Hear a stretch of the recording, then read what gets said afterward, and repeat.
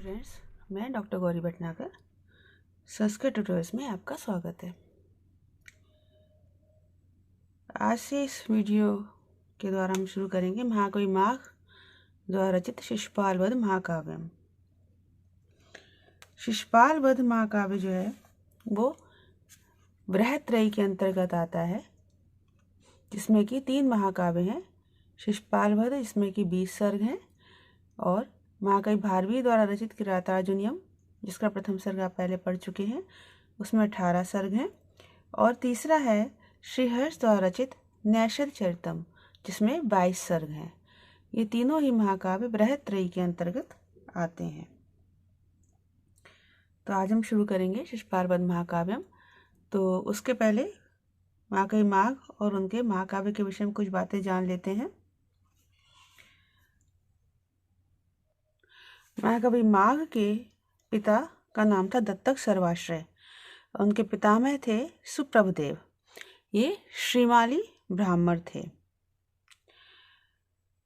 महाकवि माघ राजनीति विषय के प्रकांड विद्वान थे। राजनीतिक ज्ञान के विषय में शिशुपाल वध के 2, 5, 8, 19 और 20वें सर्ग में बातें मिलती हैं। इसके अलावा माघ का दर्शन संबंधी ज्ञान जो है वो 14वें सर्ग में, और युधिष्ठिर के रासो यज्ञ के समय, और इसके अलावा प्रथम सर्ग में भी नारद के द्वारा श्री कृष्ण की स्तुति करने में मिलता है। शिशुपाल वध महाकाव्य जिसमें है 1650 श्लोक हैं, 20 सर्ग हैं जो मैं बता चुकी हूँ आपको। इसकी कथा का स्रोत है श्रीमद् भागवत और महाभारत। शिशुपाल वध की कथा महाभारत के सभा पर्व के 33वें से 45वें अध्याय तक वर्णित है, और इसके अलावा मद्भागवत के 10वें स्कंद में वर्णित है। महाकवि माघ ने कथा का मूल स्रोत महाभारत ही रखा है। महाकवि माघ व्याकरण के ज्ञाता थे, दर्शन के विद्वान थे, अलंकार शास्त्र के पंडित थे। इसके अतिरिक्त आयुर्वेद, ज्योतिष, संगीत शास्त्र के भी अच्छे ज्ञाता थे। राजनीति और व्यवहारिक ज्ञान के वो विद्वान थे। तो इस प्रकार उनमें उनकी विद्वता बहुत अधिक थी। महाकवि माघ के संबंध में कहा जाता है माघे संति त्रयोगुणा, अर्थात माघ में 3 गुण हैं। माघ के काव्य में कालिदास की उपमा योजना, भारवी का अर्थ गौरव और गद्य का दंडी का पद लालित्य, तीनों का ही संयोग है, इसलिए इनको माघे संति त्रयोगुणा कहा जाता है। अर्थात माघ में 3 ही गुण विद्यमान हैं। इसके अतिरिक्त इनके लिए कहा जाता है कि नव सर्ग गते माघे नव शब्दों न विद्यते, अर्थात शिशुपाल वध के 9 सर्गों में ही माघ के 9वें सर्ग के जाने पर नया शब्द विद्यमान नहीं, अर्थात शिशुपाल वध के 9 सर्गों में ही संस्कृत का सारा शब्द भंडार समाप्त हो जाता है। 9 सर्गों तक माघ ने संपूर्ण संस्कृत के शब्द भंडार का प्रयोग कर लिया था। शिशुपाल वध में चेदी देश के राजा और श्री कृष्ण की बुआ के पुत्र शिशुपाल के श्री कृष्ण के द्वारा युद्ध में मार दिए जाने का वर्णन किया गया है। शिशुपाल वध के एक श्लोक जिसमें सूर्योदय और चंद्रास्त का एक साथ वर्णन है, उसके आधार पर महाकवि माघ को घंटा माघ की उपाधि दी गई। ये श्लोक है उदयति विदितो ऊर्ध्व रश्मि रज्जा वहिमर्जौ हिमधाम्नि याति चास्तम वहति गिरि अयम विलंबि घंटा द्वय परिवारित वर्णेन्द्र लीलाम। इस श्लोक के आधार पर माँ को घंटा माँ की उपाधि प्रदान की गई। नारद जी की वीणा का नाम इसमें बताया गया है। उनकी वीणा का नाम है महती। ये नाम आप याद रखेंगे। अच्छा, इसके अलावा कुछ बातें हैं जो आपको बताने वाली हैं कि दिति का पुत्र हिरण्यकश्यपु जो था, दिति जो दैत्यों की माँ थी, अदिति जो देवताओं की माँ है। तो दिति जो दैत्यों की माता थी, उनके पुत्र हिरण्यकश्यप ने ही रावण के रूप में जन्म लिया था, और फिर उसी रावण ने शिशुपाल के रूप में जन्म लिया। हिरण्यकश्यप को विष्णु भगवान ने नरसिंह अवतार के रूप में मारा, रावण को रामावतार ने मारा, और शिशुपाल को कृष्णावतार ने मारा। ये कुछ मुख्य बातें हैं जो मुझे लगता था कि बतानी आवश्यक है। अब हम आते हैं शिशुपाल वध महाकाव्य के प्रथम सर्ग पर, जिसका सारांश इस प्रकार है कि जब शिशुपाल का पृथ्वी पर आतंक व्याप्त था तो इंद्र ने नारद मुनि को श्री कृष्ण के पास भेजा कि वे शिशुपाल का वध करके पृथ्वी लोक के आतंकों को दूर करें। तो जो प्रथम सर्ग है उसमें क्या है, केवल इतना है कि आकाश मार्ग से नारद ऋषि आ रहे हैं तेज पुंज के रूप में। तो उनको देखकर सब लोग आश्चर्यचकित होते हैं कि ये कौन है। फिर नारद जब श्री कृष्ण के पास आते हैं, उनका स्वागत करते हैं। श्री कृष्ण उनसे आने का कारण पूछते हैं। नारद श्री कृष्ण की प्रशंसा करते हैं और फिर अपने आगमन का कारण बताते हैं कि मैं इंद्र का समाचार लेकर आपके पास आया हूँ। तो यद्यपि नारद जो है पहले तो बताना चाहते हैं शिशुपाल का वध क्या करना है, लेकिन पहले वो उसके पूर्व जन्मों की बात बताते हैं।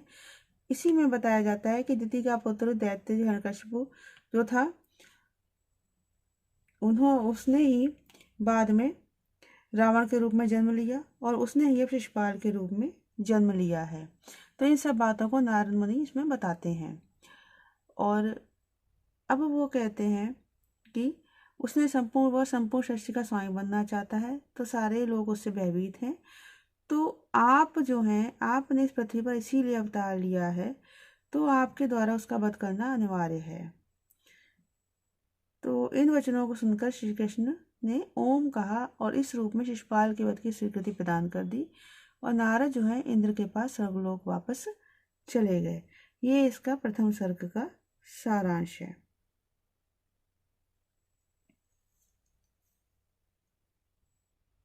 तो अब प्रारंभ करते हैं शिशुपाल वधम का प्रथम सर्ग। देखें, श्रीहापति श्रीमती शाश्वतम जगत जगन निवास वसुदेव सद्मनि वसन अवतरंत अंबरात हिरण्य गर्भांग भुवम मुनि हरि। अब इसका हम यहाँ पर देखेंगे। जगत शाश्वतम, समस्त संसार का शासन करने के लिए, श्रीमती अत्यधिक शोभाशाली, वसुदेव सद्मनि, वसुदेव के सद्मनि भवन में रहते, वसुदेव के भवन में वसन निवास करते हुए, वसुदेव के भवन में निवास करते समय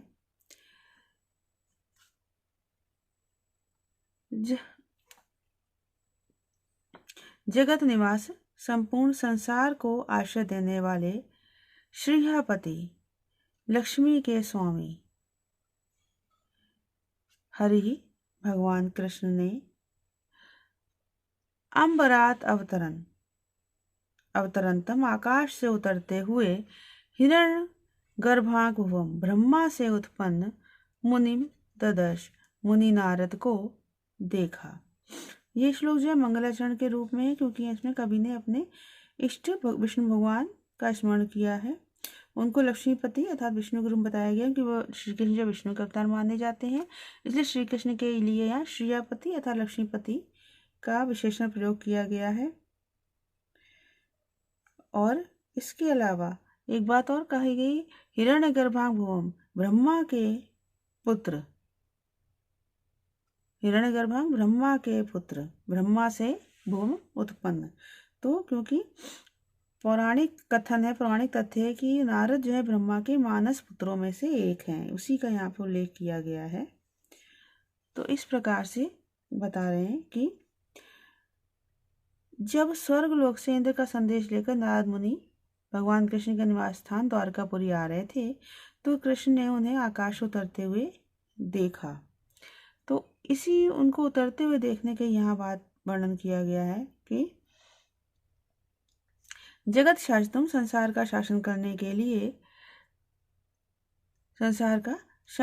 के लिए श्रीमती अत्यधिक शोभाशाली वसुदेव सद्मनि वसन वसुदेव के निवास में रहते हुए और श्रीयापति लक्ष्मी के स्वामी हरि भगवान श्री कृष्ण ने अम्बरात अवतरंतम, आकाश से उतरते हुए, हिरण्यगर्भाभुवम, ब्रह्मा जी से उत्पन्न, ब्रह्मा जी के पुत्र, मुनि ददर्श, नारद मुनि को देखा। अगला श्लोक देखेंगे। गतम तिरश्चीनम अनुरूसार्थे प्रसिद्धम ऊर्ध्वजलनम हरिर्भुजा पतत्ते अधोधाम विसारी सर्वता किम एतद इति आकुलम ईक्षितम जन। अनुरूसार्थे, सूर्य की, गतम गति, तिरश्चीन तिरछी है, सूर्य की गति तिरछी है। हविर्भुजा अग्नि, ऊर्ध्वजलनम ऊपर की ओर लपटों वाली है। प्रसिद्धम ऐसा प्रसिद्ध है, यह प्रसिद्ध है, अर्थात संसार प्रसिद्ध है कि सूर्य की गति तिरछी है और अग्नि का प्रकाश ऊपर, अग्नि की लपटें ऊपर की ओर जाती हैं। तो सर्वतः विसारी, चारों ओर फैलने वाला, सर्वतः विसारी चारों ओर फैलने वाला, धाम तेज, अधा पतति नीचे की ओर आ रहा है। तो चारों ओर फैलने वाला है तेज, अधा पतति नीचे की ओर आ रहा है। तो एतत् किम, यह क्या है, इति इस प्रकार से जने लोगों के द्वारा आकुलम ईक्षितम व्याकुलता के साथ देखा गया। अर्थात कहते हैं संसार प्रसिद्ध है कि सूर्य की गति तिरछी है तो उसका प्रकाश भूमि पर तिरछा पड़ता है और अग्नि की लपटें हमेशा ऊपर की ओर जाती हैं। लेकिन ये किस प्रकार का तेज है जो आकाश से पृथ्वी की ओर सीधा नीचे आ रहा है। तो इस प्रकार पृथ्वी के मानवों ने उसे देखा और उन्हें आश्चर्य हुआ और वो जानने के लिए व्याकुल हो गए कि ये किस प्रकार का तेज है। फिर से देखेंगे। अनुरूसार्थ है, सूर्य की गतम गति तिरश्चीनम तिरछी है, तिरछी होती है। हविर्भुजा और अग्नि ऊर्ध्वजलनम, अग्नि की ज्वलनम लपटें ऊर्ध्वम ऊपर की ओर होती हैं, जाती हैं। प्रसिद्धम ऐसा प्रसिद्ध है। तो सर्वता विसारी चारों ओर फैलने वाला, धाम तेज, यह तेज, अधा पतति नीचे की ओर आ रहा है। चारों ओर फैलता हुआ यह तेज नीचे की ओर आ रहा है। तो एतत् किम, यह क्या है, इति जनै आकुलम ईक्षितम, इस प्रकार लोगों ने उसे व्याकुलता के साथ देखा। जयस्त्विषाम इत्यभिधारितम पुरा तथा शरीरिति विभाविता आकृतिम विभु विभक्ताव्यम पुमान इति क्रमाद अमुम नारद इति अबोधि सा। अब भगवान कृष्ण ने भी उनको देखा, फिर उन्हें क्रम से पहचाना कि ये नारद हैं। उसी क्रम के बारे में बताया गया है कि विभु शक्तिशाली, सा उन भगवान कृष्ण ने, शक्तिशाली उन भगवान कृष्ण ने पूरा पहले तो, तुषाचया तेज समूह, तुषा मीन्स तेज, चया मीन्स समूह, तेज समूह है। इति अवधारितम ऐसा समझा, तथा इसके पश्चात विभावित आकृतिम, आकृति स्पष्ट होने पर, शरीरिति शरीरधारी है, इति ऐसा जाना। फिर विभक्त अवयम, अवयम शरीर के अंगों के विभक्त अलग अलग अंगों वाले, अलग विभक्त अवयम अलग अलग अंगों वाले पुमान पुरुष को जानकर, इति जानकर। इसके पश्चात अलग अलग अंगों में विभक्त होने पर पुमान पुरुष है, इति ऐसा जानकर। क्रम से अमुम, यह क्रमात् क्रम से, अमुम नारद, यह नारद हैं, इति अबोधि ऐसा जान लिया, ज्ञात कर लिया।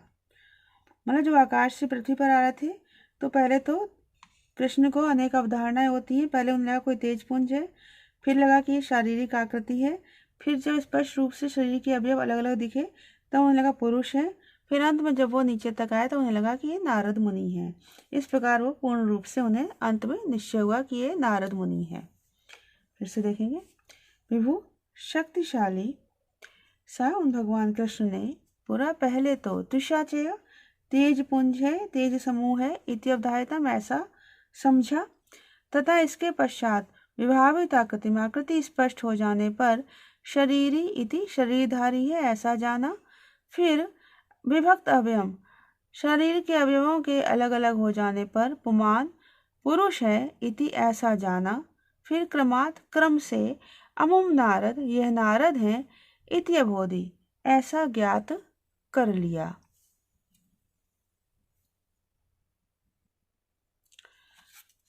अगला श्लोक देखेंगे। नवान अधो अधा बृहता पयोधरा समूल कर्पूर पराग पांडुरम क्षणम क्षण क्षिप्त गजेंद्र कृतिना स्फुट उपमम भूति सतेन शंभुना। ओके, नवान नए जल को धारण करने वाले, बृहत प्रयोधरान, बृहत प्रयोधरान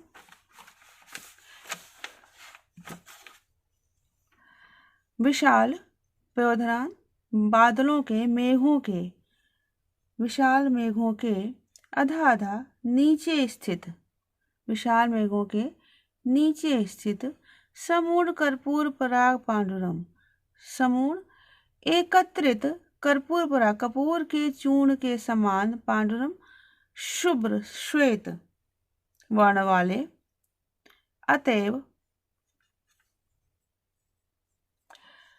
क्षण उक्षिप्त गजेंद्र कृतिना, इसलिए क्षण भर के लिए गजेंद्र कृतिना, गज चर्म को धारण किए हुए, और भूति सितेन, भस्म के लेप से, सितेन गौर वर्ण वाले, शंभुना भगवान शंकर के समान।